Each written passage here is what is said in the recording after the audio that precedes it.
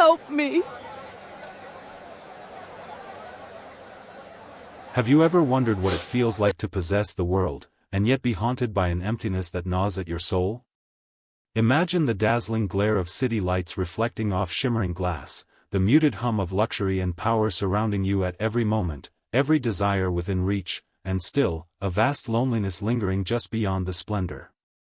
This is the paradox that Tina Okechukwu lives each day. She breathes wealth, her very name a symphony played in boardrooms and whispered in corridors of influence. Yet, she cannot escape the question that keeps her up at night: when everyone sees only your fortune, who will truly see your heart? Subscribe to the Untold channel and like it. Our vibrant stories will add years to your life. Join our storytelling club and tell us in the comments, where do you listen to them from? Within the palatial expanse of her penthouse atop Banana Island, Tina stands in silent vigil before a floor-to-ceiling window. Out across the sprawling chaos of Lagos, the city sparkles like a million restless stars, pulsating with life and dreams.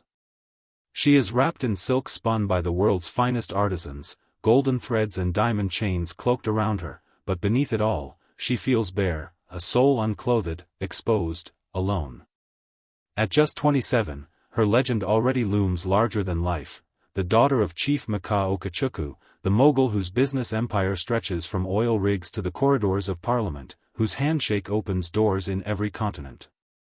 Yet, Tina has never been content with inherited privilege. Her own ascent was meteoric, fueled by relentless intellect and daring risk. At university, when others spent frivolously, Tina studied market algorithms, her curiosity piqued by whispers of digital currencies. She plunged headlong into a gamble, buying thousands of Bitcoin at 50 cents a coin, a decision that invited scorn from her father and laughter from peers.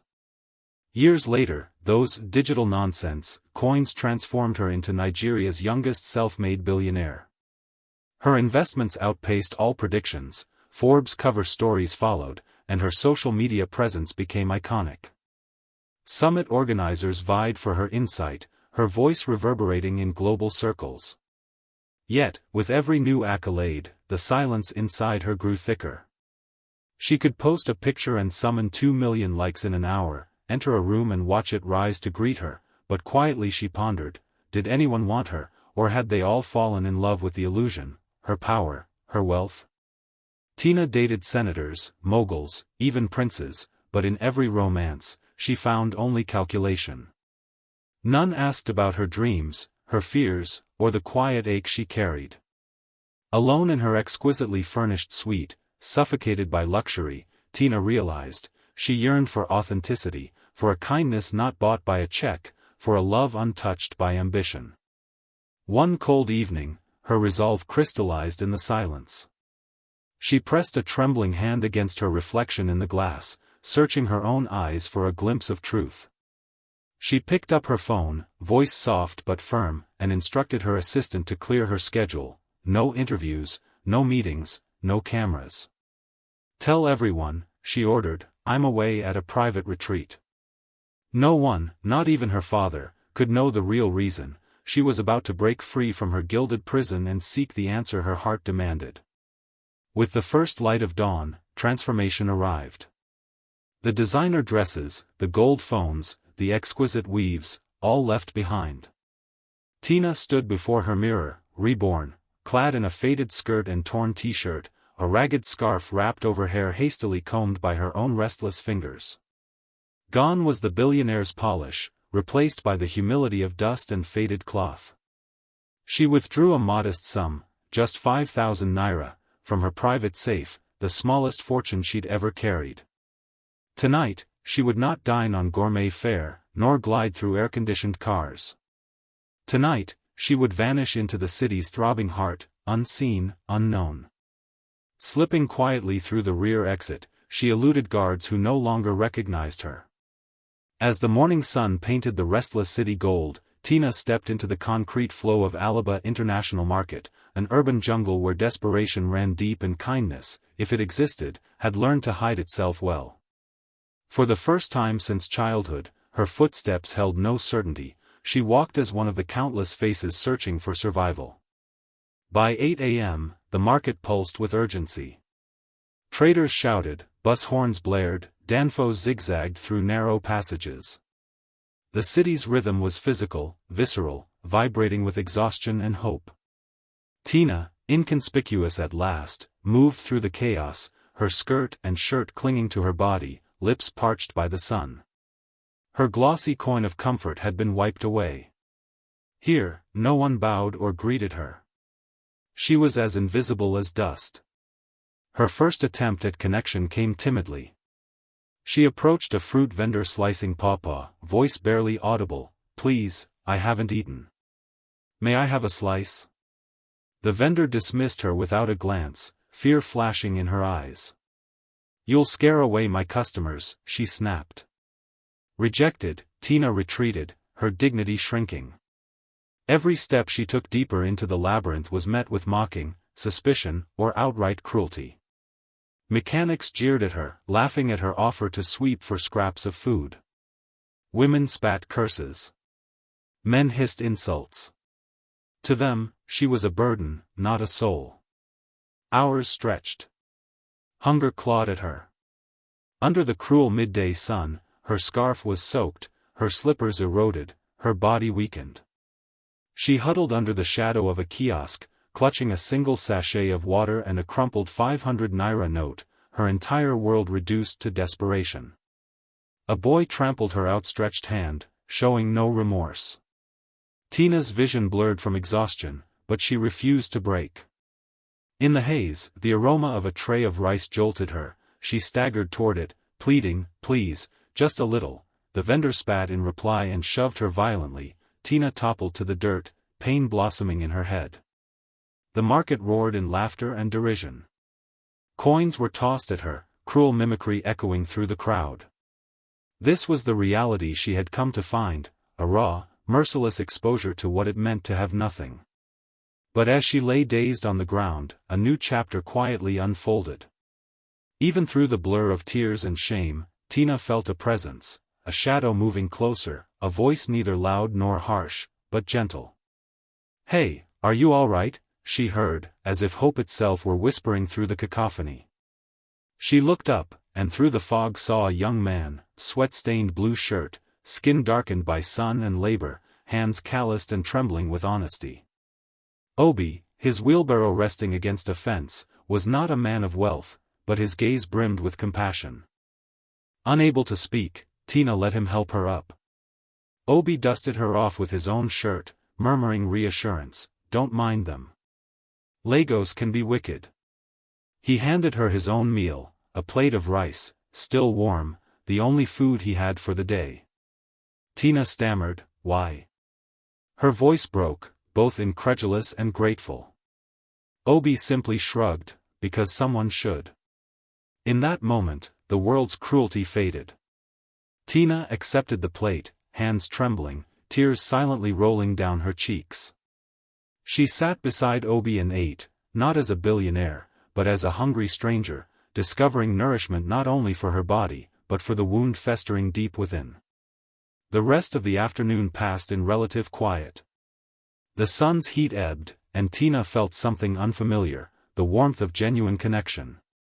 She lingered by Obi's side, trying to understand why this one person had reached through the armor of poverty and pain to offer what no one else could, kindness untethered from expectation. They sat together outside Mama Sweet's local kitchen, sharing silence and subtle glances. Tina noticed the battered clothes, the mismatched slippers, the deep lines pressed into Obi's forehead by years of hardship. In his eyes, she saw a serenity she had never possessed. Obi, sensing her discomfort, smiled softly and said, "If you need food again tomorrow, I'll be here by 11. For Tina, the offer was revolutionary. All her life, kindness had come with contracts or cameras. Here, it arrived freely, dressed in humility. That night, Tina did not sleep in silk sheets. Instead, she curled behind a locked stall, the hard ground her only comfort, the buzzing market her lullaby. Mosquitoes circled relentlessly, but Tina hugged her knees, heart full for the first time in years. She was not pretending, she was discovering what it meant to be truly seen.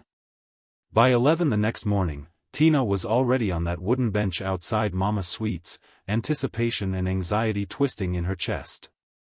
Her scarf was ragged, feet sore, but her spirit pulsed with fragile hope. Obi arrived, pushing his rusty wheelbarrow, smiling more brightly than the sun itself. "Bought beans and plantain today, thought you'd be tired of rice," he joked. Tina laughed, tasting the first joy in days. They shared the meal, Obi taking the smaller portion, always giving her more. Time passed, and a routine emerged. Obi became her anchor in the market's chaos, never asking questions or demanding explanations. He simply showed up, every morning, every lunch, every evening, with a warm plate or a gentle word. Tina, who once dined beside presidents, now found the richest meals in roadside beans and plantain, enveloped in laughter and the quiet peace that comes from being cared for. One evening, the rhythm of their friendship demanded honesty.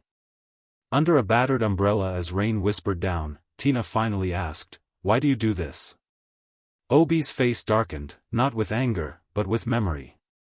He hesitated, then beckoned her to follow through winding alleys of Ajaganle, the old zinc houses leaning tiredly, children chasing stray chickens, life blooming in defiance of hardship. At last, Obi stopped before a small gate. "This is my home," he said, unlocking it with caution. Inside, a little girl, Jessica, ran barefoot to greet him, arms thrown wide. Her smile was sunshine distilled to its purest form. "Daddy, is this my new mommy?" she chirped, her innocence stabbing Tina's already tender heart. Obi soothed her, calling Tina their friend. The apartment was bare, a mattress, useless fan, a faded photograph of a woman, Obi's wife, smiling from the wall. Obi recounted a story shaped by loss and disappointment. Once, he had worked in oil, gifting cars and comfort to his wife after Jessica's birth. But when misfortune struck, unemployment, friends abandoning him, savings depleted, his wife left, taking the car and leaving Jessica behind. He had not trusted a woman since, pouring all tenderness into his daughter. As Jessica returned, drawing patterns in the dirt, Tina felt the tides shift inside her. In one moment, she knew she would always return to this place. A week passed. The market noted Tina's presence, labeling her as Obi's beggar wife, a name spit out with ridicule, echoing through dusty corridors as she journeyed toward Mama Sweet's each day.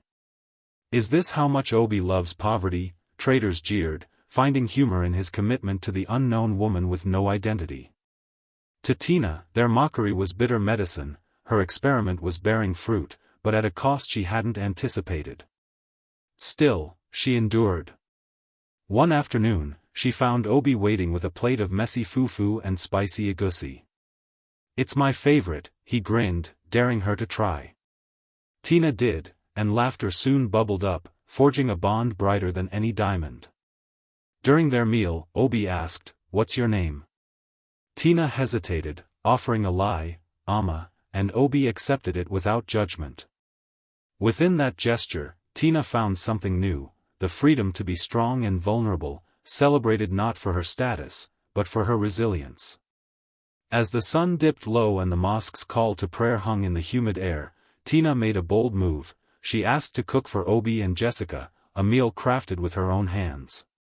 "I'll make it work," she smiled, refusing Obi's money, fabricating a story about saving tips. Their meal was chaotic, smoke and late water, seeds instead of flesh, but the aroma of jollof rice and fried plantain filled the zinc kitchen, drawing Jessica's laughter and Obi's gentle chuckle. On the floor, united in honest joy, they feasted, real, unfiltered, the kind of happiness that heals old wounds. Outside, suspicion quietly gathered. Market women followed Tina, murmuring about her odd cleanliness and polished English, comparing her to government royalty. The owner of Mama Sweet's Bua eyed her with unease, rumors blossoming. Was she a thief in disguise? A madwoman recovered? A ritualist sent to test fate? By morning, the whispers grew reckless. Warnings about spiritual experiments and dangerous strangers followed Obi through the market. Yet every day, Obi met Tina at their bench, his smile unwavering, as if her presence alone rendered every judgment weightless. As the weeks slipped by, Tina became an indelible part of Obi's routine and Jessica's world. Yet beneath the surface of laughter and simple meals lay an unspoken tension. Tina's true identity, her vast wealth and family name, lay buried like treasure beneath her unwashed scarf and borrowed slippers. Every interaction sharpened the pull between the life she'd embraced and the life she'd escaped, a secret burning quietly with every sunrise. Sometimes, when Jessica had drifted into sleep and Obi's wheelbarrow rested on its side in a corner, Tina would find herself staring into the cracked ceiling of their modest apartment. Thoughts raced in urgent whispers. Was it right to keep her secret? Would honesty destroy this fragile refuge from the world she knew, and the world she now understood? Tina's heartbeat drummed in syncopation with distant market sounds. She recalled the warning glare of her father, his insistence on keeping their name clean and private, safe from street vermin. For years, she had believed him. Now, in the roughness of this new reality, she saw a grace the rich seldom touch. One afternoon, after days of relentless humidity and bitter market rumors, Tina found Obi retreating to their bench, eyes shadowed by defeat. He confessed that he had lost another day's earnings, customers demanding credit, a broken wheel, endless setbacks. Tina wanted to reach for her phone, to call a fixer or simply drop a fortune into his hands.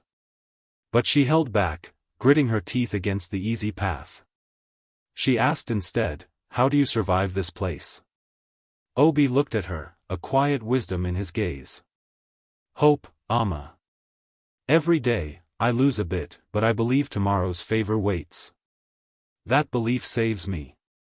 Moved deeply, Tina listened as Obi described how faith and family held him together. He prayed not for riches, but for Jessica's smile and the warmth of real companionship. "This world," he said, "gives you nothing if you try to fight alone."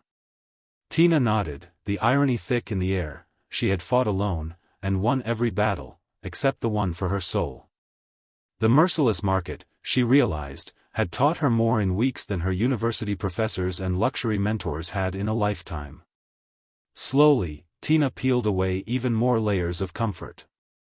She stopped borrowing coin or hiding her discomfort. The mosquito bites, the hunger, the stares from strangers became her new skin. To Jessica, she was simply Amma, the caring friend who helped with homework and made up stories about magical chickens that flew to London. To Obi, she was a brave, stubborn woman with an unbreakable spirit and a smile that never matched her tears. In quiet moments, Tina felt the weight of honesty pulling her closer. She rehearsed confession, over and over, wondering when she'd finally let it break free. Within the dusty walls of Obi's apartment, Tina found her greatest joy not in shared meals, but in friendship with Jessica. The little girl, with her knotted hair and wide, beaming eyes, was a wellspring of innocence in a world too often defined by hardship and loss. She taught Tina the rhythm of play, the language of forgiveness, and the rare magic of authentic wonder. Each evening, after the chaos of the market had faded into dusk, Jessica would tug at Tina's sleeve, urging her to play. Their games were simple, clapping hands to skipping rhymes, chasing roaches in the kitchen, building castles from discarded carton boxes and bits of old fabric. What Jessica lacked in material wealth she overflowed in imagination. One night, Jessica asked, "Can you tell me where you come from, Amma? Is it a nice place?" Tina smiled, swallowing her truth, weaving a story of a small village surrounded by mango trees, where rain sang on rooftops and the moon was a golden coin tossed onto the sky. Jessica listened in rapt attention. "I wish Mommy would come back, too," she whispered. Tina hugged her close, cradling the child's sadness like a fragile bird. Jessica's mother, whose memory lived mostly in faded photographs and brief stories told quietly by Obi, remained an ache in every corner of their home. Tina did her best to fill the vacuum, her affection rising naturally, unconditional and undemanding. Days unfolded into weeks. Tina began helping with Jessica's reading assignments, teaching her to shape letters with a careful hand, tracing numbers on worn paper. In return, Jessica plied Amma with riddles and jokes learned from school, giggling with delight whenever she tricked the grown-up. Even as the world outside grew suspicious of Tina's origins, inside these walls her life was wholly transformed, a richness of connection, a deep gladness for every thank you and spontaneous hug. At dawn, Tina sometimes tiptoed into the stillness of their single room, watching Jessica sleep soundly beside her father. These quiet minutes brought her memories of childhood, the gentleness of her own mother, now lost to time and privilege, who used to sing lullabies in Yoruba. Tina realized she felt more belonging here, with this father and daughter, than she had ever felt in her own mansion. The price of secrecy was steep, but the warmth it purchased was the first real happiness she'd known in years. Outside the fragile peace of Obi's home, the market grew hostile. Traders whispered tirelessly about Amma, the strange beggar with clean feet and accent too refined for Alaba.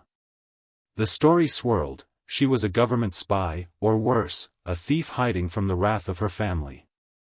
Some said she was a spirit sent to test men's generosity, others claimed she performed juju in the darkness, and that Obi was bewitched. Soon, the gossips grew bold. At Mama Sweet's kitchen, where Tina sometimes helped wash plates for a plate of food, the owner cornered her one afternoon. "What's your real name?" she demanded, her face sour with suspicion. Tina held her ground, feigning ignorance. "Does it matter, Mama Sweet? I'm just helping." But the interrogation spread. Neighbors watched her every move, noting what she bought and how she spoke to Jessica. Children stopped sharing toys, mothers pulled their daughters away. The market's tension pressed into Obi's days, too. He found business slowing, regular customers drifting elsewhere, and the few who remained offered only half-hearted greetings. "Obi, you should let her go," Mama Sweet advised. "She's causing trouble. Your child deserves better." Obi shook his head, conviction in his eyes. "No. Poverty without kindness is a prison. Amma is the proof there can be another way." The owner frowned, her opinion unchanged. That evening, after a day of insults and icy stares, Tina broke down in the darkness behind the kitchen. She sobbed quietly, shoulders shaking, wishing her disguise would crumble, wishing she could announce her name and erase the stain of suspicion. Yet she held firm, remembering Obi's words about hope, about the saving grace of belief in tomorrow. In those moments, Tina made a promise to herself: she would stay, she would help, and she would prove through actions, not appearances, that her worth was rooted in the soul, not the pocket. With tension rising and her resolve hardening, Tina launched a quiet campaign of compassion throughout the market. She began showing up at dawn, offering help to the elderly traders whose hands trembled too much to peel oranges or weigh yam tubers. Sometimes, early risers glimpsed her sweeping stalls and cleaning gutters, working without pay or gratitude, just as Amma and not as Tina Okachukwu. Her reputation shifted slowly. Some skeptics softened, watching the beggar woman share her single sachet of water with street children, nurse bruises on a limping stray dog, or lend her worn shirt to shelter a sleeping baby from the midday heat. Mama Sweet grudgingly admitted that Amma was different, not lazy or dishonest, but courageous in her quiet humility. A blind man in the market said, "She's got the spirit of a saint, that one. No matter where she's from, Allah brought her here." Obi noticed these changes, pride warming his tired heart. Privately, he marveled at Amma's stamina, her refusal to let pain make her cruel. He invited her, more frequently now, to share stories over late-night beans and boiled corn. Tina responded with humor and gratitude, telling the tale of the richest woman without a home, not revealing it was her own. Their conversations deepened, exploring faith, forgiveness, and the possibility of new life even in the shadow of old wounds. Jessica, too, learned the lessons of grace. She copied Amma's kindness, gathering scraps for stray animals and calling on sick neighbors to check their welfare.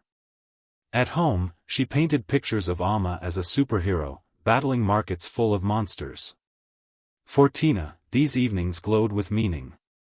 She knew, with every act of service, the wall between who she was and who she was becoming grew thinner. She felt herself changing, her old armor dropping away, her heart expanding to hold pain, poverty, and joy in equal measure. In the rare moments she could be alone, Tina recorded her reflections in a battered notebook, penning out dreams for Jessica's future and prayers for Obi's healing. Her words became a blueprint for a life no longer defined by fortune, but by faith and friendship, forged through suffering and steadfastness. Time wove its patterns, marking nearly 2 months since Tina had left her golden cage. The market's initial hostility faded into reluctant respect. Yet the fragile balance was tested each time police visited or strangers wandered close, seeking clues about Amma's true origin. Rumors of her past refused to die. More and more, Tina feared discovery, not for her sake, but for Obi and Jessica's fragile peace. One afternoon, Tina's father sent a detective to investigate missing persons classed among the privileged. The investigator, sharp-eyed and meticulous, arrived in Alaba Market, flashing photos and asking pointed questions. Tina learned of this from Mama Sweet, who whispered, "They're searching for a rich girl." "That photo looks like you, Amma." Tina's blood ran cold. She wrestled with dread and guilt. Should she confess to Obi, risking the trust she'd built?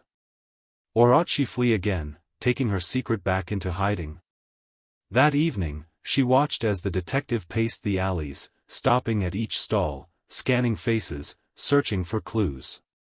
Returning to Obi and Jessica, Tina found the courage to share part of her story, not the whole truth, but a glimpse beneath the surface.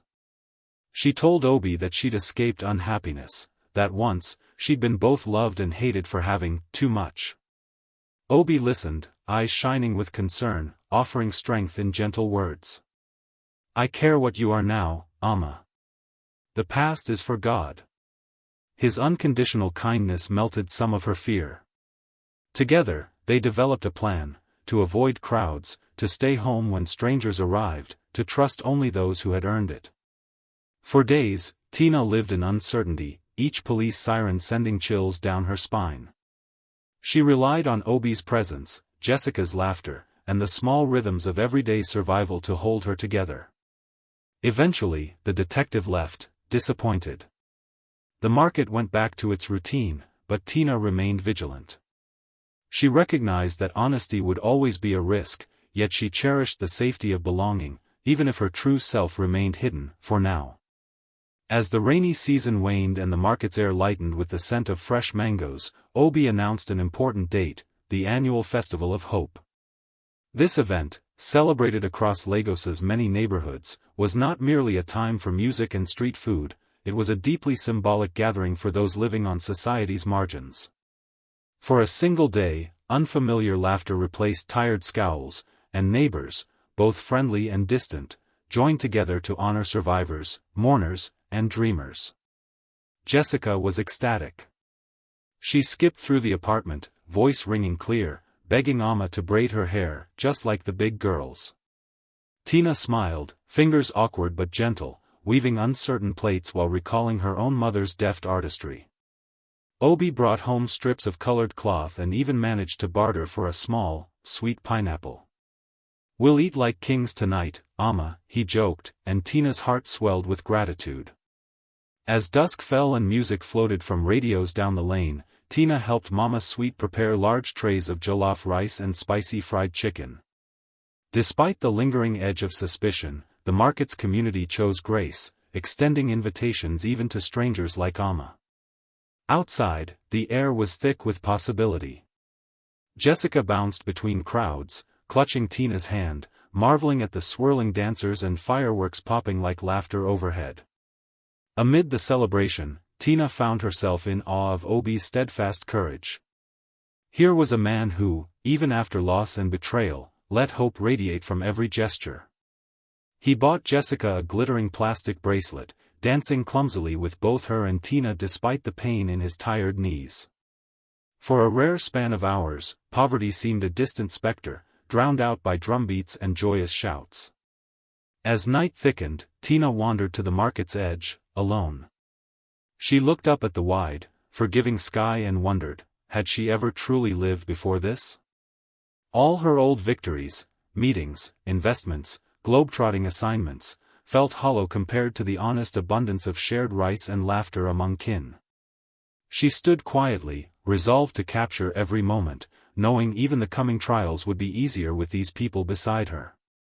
Back home, Jessica fell asleep early, arena lights flickering across her peaceful face. Tina tucked her in and sat beside Obi, their silence woven with understanding and gratitude. "This is the first real festival I've enjoyed in years," he murmured, his eyes wet with joy. Tina pressed her hand over his, the promise of new hope blooming in the simple grip of two survivors who had found each other in the storm. The festival marked a turning point for Tina. In the days that followed, she felt the walls between herself and the market falling, a slow erosion of suspicion, replaced by hesitant acceptance.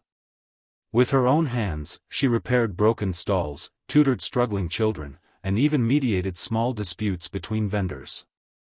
Allegiances shifted. Some older women invited her to join early morning prayer circles, letting her offer her blessings in shaky Yoruba. Yet with greater acceptance came fresh challenges. On the festival's third night, a new crisis erupted. Rafi, a notorious older vendor known for taking advantage of fellow traders, accused Obi of theft. She claimed Obi had stolen rice sacks, using them to curry favor with Amma. The accusation was baseless, but its poison spread quickly. Whispers ignited, vendors gathered, and violence hovered dangerously close. Tina stepped in, refusing to let injustice win. She petitioned Mama Sweet for testimony, gathered evidence from neighboring stalls, confronted Rafi head-on despite her trembling hands. "You accuse an honest man because you fear his kindness," she declared. "If you have proof, let the elders decide. If not, let this market judge your heart." A tense hearing unfolded beneath flickering fluorescent bulbs. Tina argued eloquently, her compassion and clarity resonating with the crowd. Obi, for his part, stood quietly by her side, dignity unbowed. Rafi, forced to recant her accusation, slunk away in shame, still muttering curses. The market, once wary of outsiders, hailed Amma for her loyalty, her backbone, and her refusal to abandon friends in crisis. After the drama, Obi thanked Tina, voice thick with emotion. "I've never felt so protected," he said. Tina, shaken but proud, realized she was becoming more than a guest, she was a pillar, someone who shaped the world around her even without revealing her true name. In that moment, her old fears felt smaller, laid to rest by the fresh trust growing inside both her and her market family. As acceptance blossomed in the market, so too did the rhythms of daily compassion. Tina expanded her reach, beginning each day with small acts of kindness, carrying heavy buckets for elderly women, running errands for sick neighbors, singling out the lonely and forgotten among the crowd. Obi, inspired by her example, organized a monthly cleanup day, persuading children to scour refuse from the alleys. Jessica, proud to lead the youngest brigade, invented her own reward system, stickers for courage, sweet candies for teamwork. The energy was infectious. Merchants who once dismissed Amma now called on her for advice, respected her opinions, and included her in their late-night debates about business and family. Despite these advances, Tina continued to protect the deepest layers of her identity. Every evening, she made meticulous accounts of her earnings and spending, quietly disbursing any spare naira to families in urgent need. She befriended a widowed seamstress, gifting her a battered sewing kit and lessons learned from her own mother's craft. Sometimes, when the quiet stretched long, Tina worried she was doing too much, risking exposure through generosity. Yet every time she hesitated, she recalled Obi's words, "Kindness doesn't need permission, Amma." The phrase became her silent mantra, a shield against doubts and envy. In these acts, she discovered not only acceptance, but mastery, a way to shape a world more loving and just than any she'd built as a billionaire. Jessica watched all of this, absorbing lessons of compassion far deeper than anything taught in books. She mimicked Amma's speech, made jokes about never forgetting the smallest child, and began collecting stories about every market friend. Their apartment filled with laughter and gratitude, a testament to how generosity can transform, heal, and empower even the most broken places. With markets bustling and routines established, Tina began to suspect her anonymity would not last forever. Her fortune, her family name, these things had a way of surfacing, no matter how well hidden. One afternoon, as a storm gathered over Lagos, Jessica noticed a fancy car idling at the end of their lane. Tina's heart raced. The emblem on the door matched her father's political brand. Out stepped a woman in a tailored suit, Ezen, her father's loyal secretary, known for keeping secrets and hunting down the rebellious Okachukwu children. Ezen scanned the market, her crisp shoes crunching on concrete. She paused beside Mama's sweet stall, peering at the line of street vendors as if tracking errant cattle. Tina retreated into Obi's home, urging Jessica to stay inside and lock the door. Through the thin walls, she heard Ezen inquiring about recent newcomers, offering bribes for information. Obi returned, sensing Tina's distress. Without pressing for details, he shielded her, moving her away from windows, ensuring Jessica remained silent. Tina's gratitude was wordless, a crumbling wall between herself and her secret protector. As the rain broke, Ezen lingered, interviewing anyone who might know, a young woman with fine English. Many market neighbors lied, deflecting suspicion, demonstrating loyalty earned through months of compassionate service. By nightfall, Ezen left, empty-handed and frustrated. Tina sat with Obi and Jessica, her nerves jangling from fear and relief. "Will they come back?" Jessica asked, wide-eyed. "Not if we stay careful," Tina said. Obi hugged both women tightly, promising to keep watch through the next days of uncertainty. That encounter taught Tina the value of chosen family, not just blood, but those who stand guard in moments of crisis and demand nothing more than authenticity in return. Her resolve deepened, her faith in love and friendship affirmed by the sacrifices of those who now protected her more fiercely than any bodyguard ever had. Despite lingering threats, life in the market drifted back toward normalcy. Tina found her heart opening in new ways, no longer fighting the feelings blossoming for Obi. Their connection had shifted from necessity to quiet affection, a love built on shared hardship, endless laughter, and the music of Jessica's giggles. Small gestures grew in significance. Obi started bringing home fresh flowers from the roadside. Tina surprised him with his favorite chewing stick, the one he'd lost during last month's chaos. Their meals, once humble, now creative, featured borrowed recipes from Tina's childhood and spicy surprises from Obi's own mother. The intimacy was quiet, organic, nothing forced. When Jessica asked if Amma would always stay, Tina promised, "I will be here as long as I am allowed." Jessica hugged both adults, declaring them her special family. That moment, filled with joy and unexpected grace, marked a new beginning. Tina realized her disguise had become more than protection, it was a seed planted in unfamiliar soil, now blossoming into something real and enduring. One late night, under the hush of market voices and the creep of distant thunder, Obi confessed his feelings. "I've wanted to tell you, my heart has changed, Amma. You are my hope."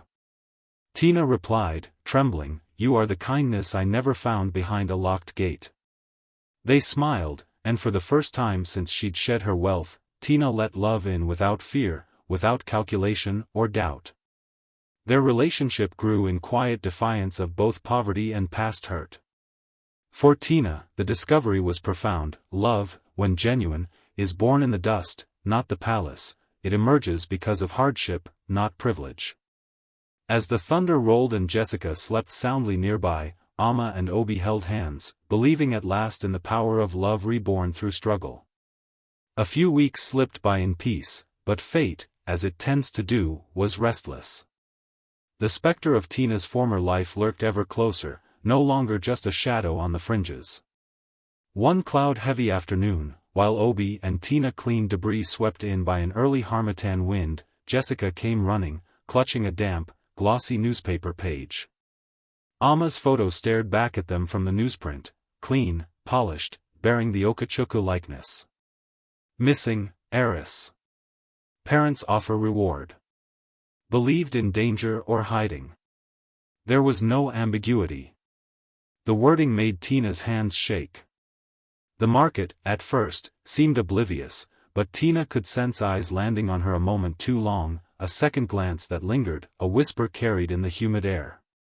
Panic fluttered in her stomach like a trapped moth. Her mind danced with what-ifs. If Obi knew, would he turn her in out of fear? Would Jessica's newfound stability collapse? Would the market, which had taken her in with growing affection, now exile her as a fraud? The tension gnawed at her nerves. Obi, watching her closely, asked, "You okay, Amma?" The concern in his tone was gentle, patient. Tina forced a breath, feeling the urge to drop every secret at his feet. "Just tired," she lied, her voice soft as cloth. Jessica, sensing something was wrong, sat close, taking Amma's hand in her small, wise fingers. That night, Tina lay awake in her corner of the apartment, staring at the shadows that crawled over the peeling walls. The urge to confess her identity became almost unbearable. She ached to trust Obi fully, but her tongue held the truth back for fear that honesty, at such a fragile moment, would erase all she'd built with him and Jessica. In her chest, the dual rhythm of guilt and longing grew louder.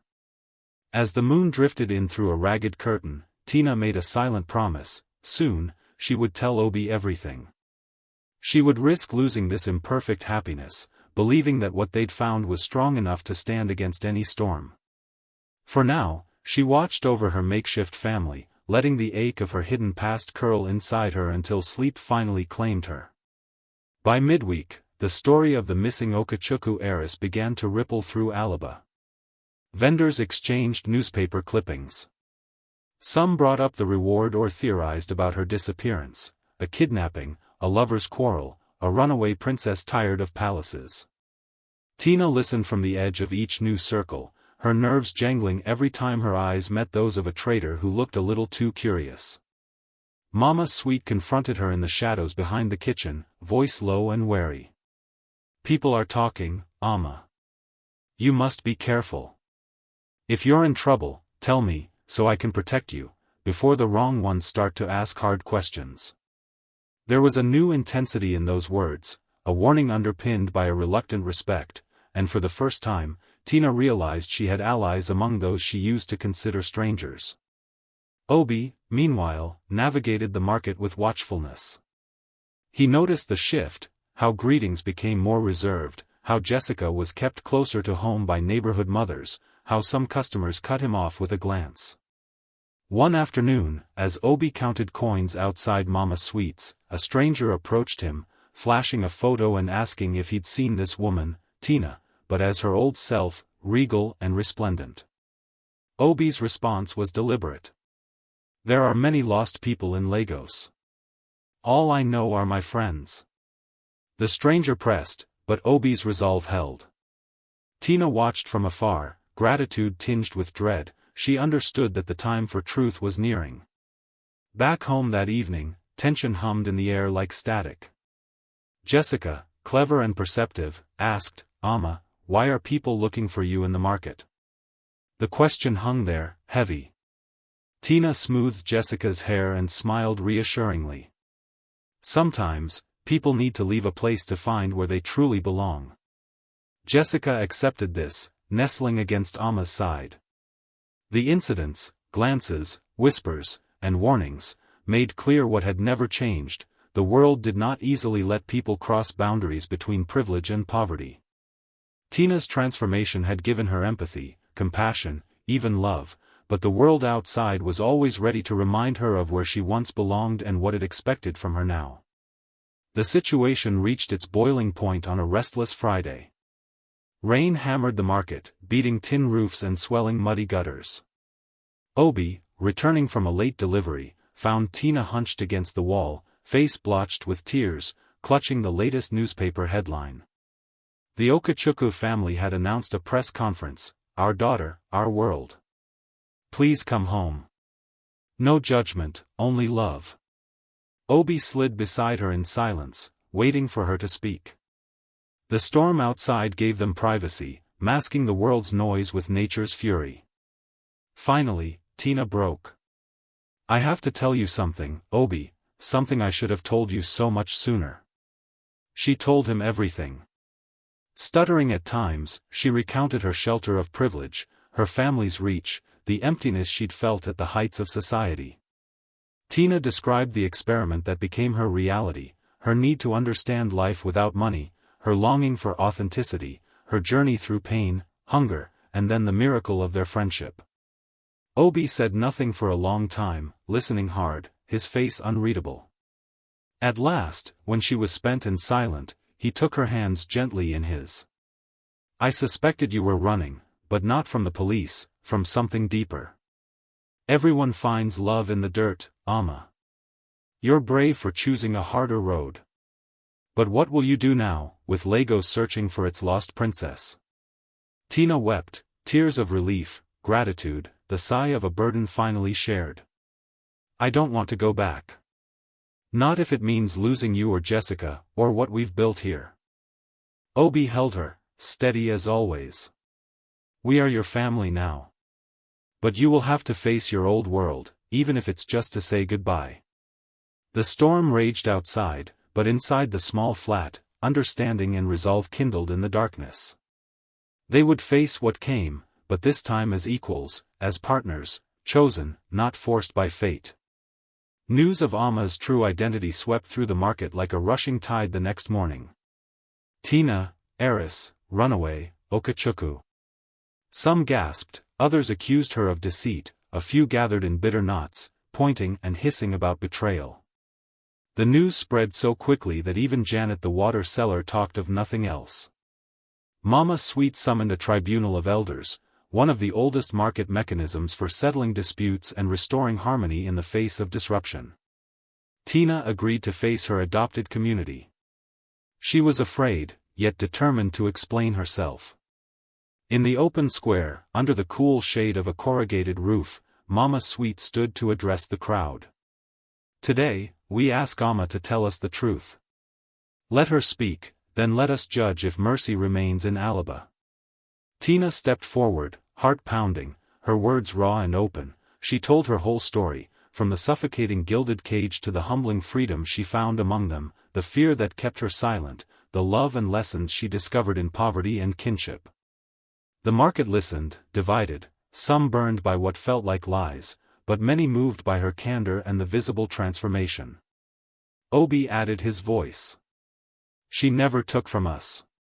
She only gave. She's one of us, by spirit, if not by blood."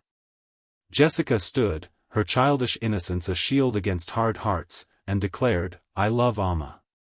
I want her to stay. She's my family now." A debate raged. Some wanted her gone, others forgave. But as the afternoon sun slanted through the makeshift roof, mercy won over suspicion. Mama Sweet nodded in solemn approval. She came as a stranger. She stayed as a friend. Who are we to refuse family to someone willing to share our burdens? The crowd agreed, and Tina realized she'd crossed the last great threshold, not just tolerated or accepted, but welcomed, truly, for who she'd become. With the truth now unmasked, Tina felt both lighter and naked. She called her father at last, arranging a meeting on neutral ground under the guidance of Mama Sweet, the market's wise arbiter. Obi agreed to join her, promising Jessica would sleep with a neighbor while they met. Her father arrived, aged by worry but regal, flanked by security and advisors. The weight of family expectation, the pressure of legacy, it all radiated from his starched shirt and stern face. But his eyes softened when Tina hugged him, still tear-stained and dressed in the honest poverty of the life she now cherished. Their conversation was both confrontation and reconciliation. Tina explained her choices, her need to understand suffering, her discovery of real joy. Her father, at first hurt and bewildered, listened and, slowly, his anguish gave way to pride. "You left a princess, you've come back a queen in your own way," he said, struggling to hide his tears. "I missed you every day, Tina. Come home, your mother and I will welcome you, no matter your scars." Tina shook her head quietly. "This is home now. I cannot turn my back on Obi or Jessica, or what I have learned here. But I want you to know me, who I am, not just what I own.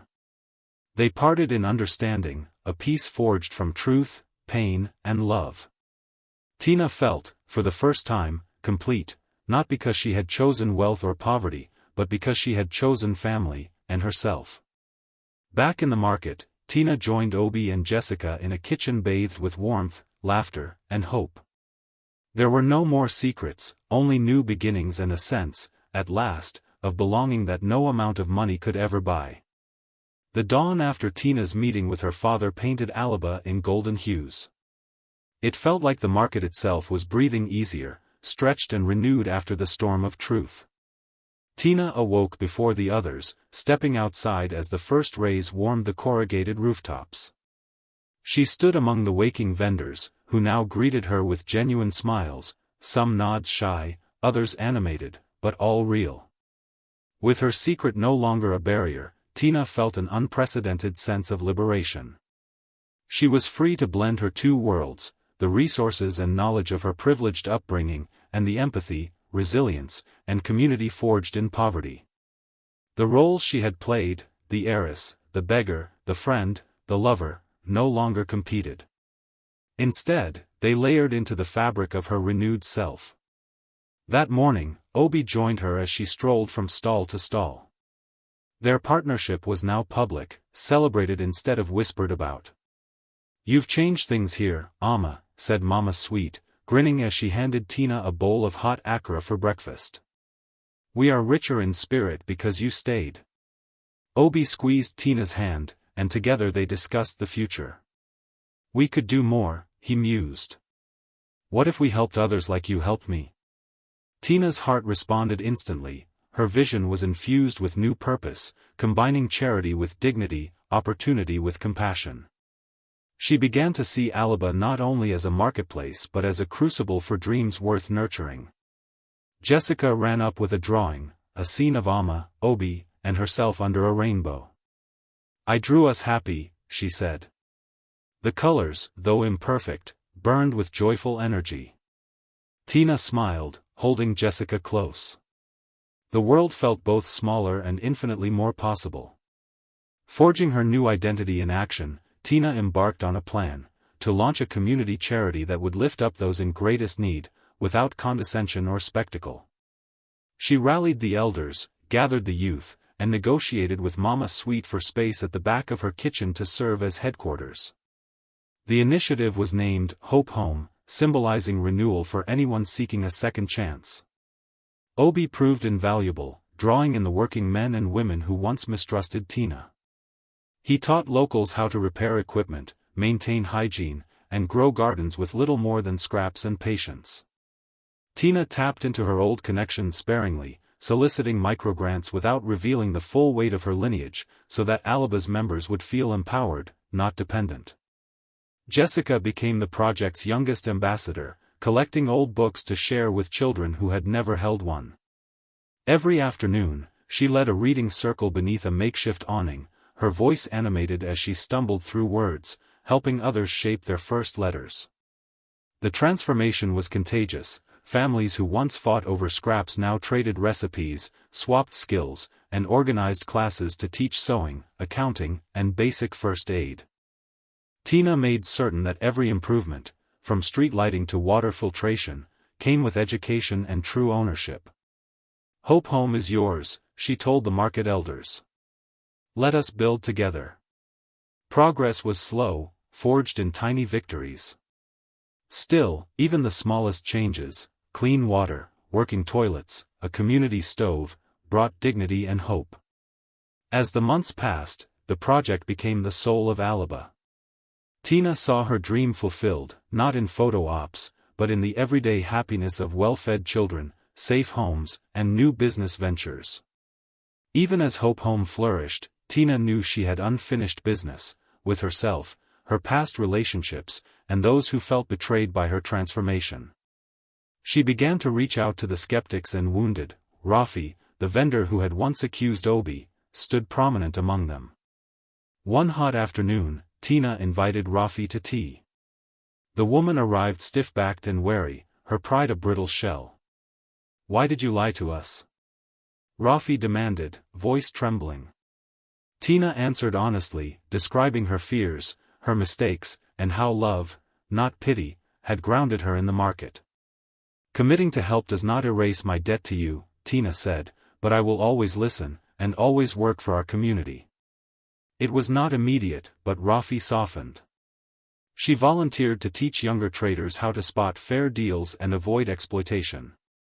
Her old bitterness became a well of hard-won wisdom, and Tina acknowledged her as both teacher and friend.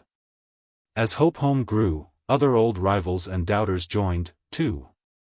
The integration of new and old, rich and poor, was not always smooth, but it was honest. Tina spent hours documenting stories of triumph, heartbreak, invention, reconciliation. She used these stories to guide her approach, never forgetting the market's lessons about respect, patience, and loyalty. Obi watched proudly, often stepping back to let Tina lead.